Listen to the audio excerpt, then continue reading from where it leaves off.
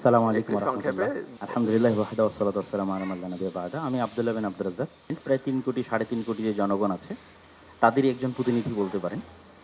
তো এই মোটামুটি সংক্ষিপ্ত পরিচয়। আমার কথা হচ্ছে আজকে যে বিষয়টি নিয়ে এখানে আমরা আলোচনায় বসেছি, এটির যদি আমরা মূলে হাত না দিই, আসল জায়গায় যদি হাত না দিই তাহলে এটিকে সমাধান করা সম্ভব নয়।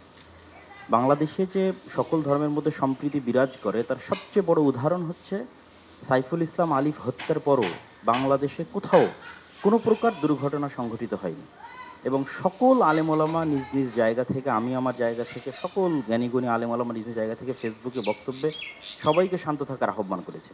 সুতরাং আমাদের দেশে সাম্প্রদায়িক সম্প্রীতি আছে, এ কথা শতভাগ সত্য। তারপরও আমাদেরকে বসতে হচ্ছে কেন? ওই জায়গায় আমাদের হাত দিতে হবে। আমরা আসলে ভূ রাজনৈতিক আন্তর্জাতিক রাজনীতির শিকারে পরিণত হয়েছি। এই জায়গায় যদি আমরা সমাধান করতে চাই তাহলে আমাদেরকে লক্ষ্য রাখতে হবে বড়। লক্ষ্য বড় রাখলে স্যার আপনার জন্য এটি সমাধান করা সুবিধা হবে। সেই বড় লক্ষ্যটি হচ্ছে প্রকৃত অর্থে আমাদের পার্শ্ববর্তী দেশে সংখ্যালঘুরা নির্যাতিত।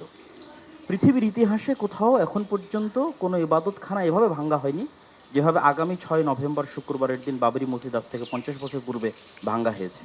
পুলিশ হেফাজতে যেভাবে মুসলিমদের হত্যা করা হয়েছে, মুসলিম এমপিকে, রানিং এমপিকে, এভাবে কোথাও হয়নি। এরকম আরও অসংখ্য ঘটনা আছে যেটা আমাদের পার্শ্ববর্তী দেশে প্রকৃত অর্থে সংখ্যালঘুরা নির্যাতিত।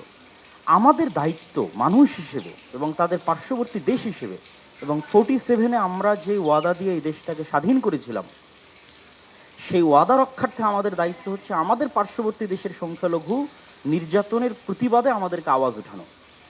আমাদের দেশে কোনো সংখ্যালঘু নির্যাতন নাই, কিন্তু আমাদেরকে আওয়াজ উঠাতে হবে আমাদের পার্শ্ববর্তী দেশে যে সংখ্যালঘু নির্যাতন হচ্ছে সেটি নিয়ে।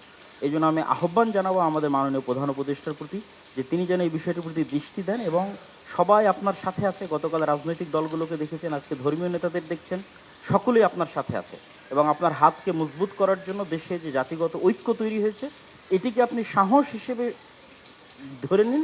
ধরে নিয়ে আপনি আমাদের দেশের স্বাধীনতা এবং সার্বভৌমত্ব রক্ষার জন্য আন্তর্জাতিক জগতে ফাইট করেন এবং আমাদের যে বন্ধু রাষ্ট্রগুলো আছে, সার্ককে শক্তিশালী করে, আমাদের বন্ধু রাষ্ট্রকে শক্তিশালী করে, যারা পাল্টা আমাদের উপর মিথ্যা অপবাদ দিয়ে আমাদেরকে ছোট করতে চাচ্ছে, তাদের সামনে আমাদের দেশের এই সাহস এবং সম্প্রীতিকে আপনি তুলে ধরুন। ধন্যবাদ। এতটুকুই আমি আপনার কাছে দাবি জানাবো। Thank you.